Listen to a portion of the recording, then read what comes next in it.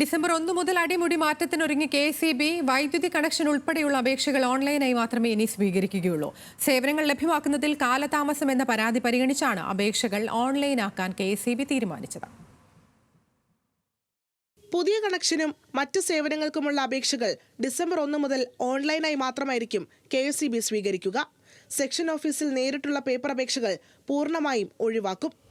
ആദ്യം അപേക്ഷിക്കുന്നവർക്ക് ആദ്യം സേവനമെന്ന നിലയിൽ മാത്രം അപേക്ഷകൾ പരിഗണിക്കുന്നുവെന്ന് ഉറപ്പാക്കുമെന്നും കെ.എസ്.ഇ.ബി. അറിയിച്ചു.